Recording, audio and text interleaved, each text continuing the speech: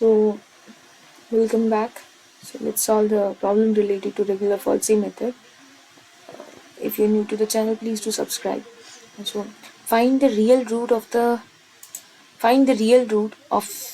x e to the power x is equal to 3 in the interval 1 comma 2 by using a regular FALSI method for a 4 decimal points. Here it's specified as a 4 decimal point.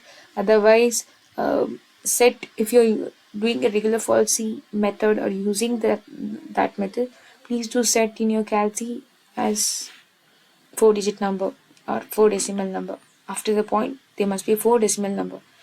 4 decimal number. Okay.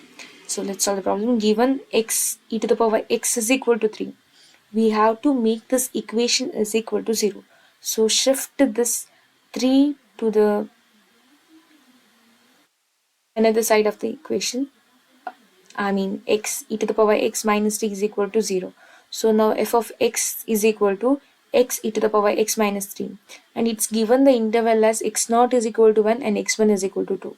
So substitute this x0 is equal to 1 in this equation such that you will get the answer minus 0.28, which is less than 0. So x1 is equal to 2.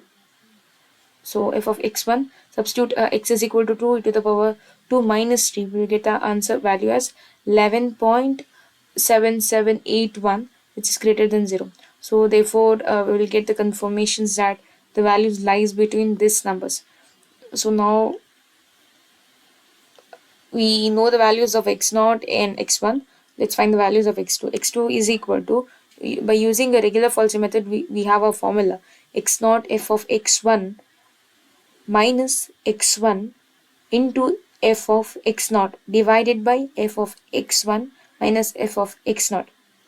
So by solving this equation, we will get x2 as 1.0232. Next, substitute this value to this equation such that you will get this values, which is less than a 0. So substitute.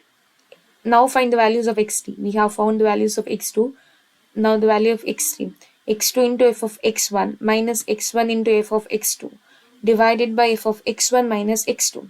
So by substituting the value, we will get the answer as 1.0358. Substitute this value to the first equation, given the equation, general equation, so that we'll get the value this minus 0.0814 greater than 0. Substitute the same thing, do the same thing again. x3 f of x1 minus x1 f of x3 divided by f of x1 minus f of x3. Get the values of 1.0423. So substitute this value to the initial equation, general equations, we'll get the values. Same thing happens here once again. So at last we'll get the values x6 is equal to, by substituting all these values, we'll get the values as 1.0478. This is the final answer. So this lies between this number and this number. So it's true.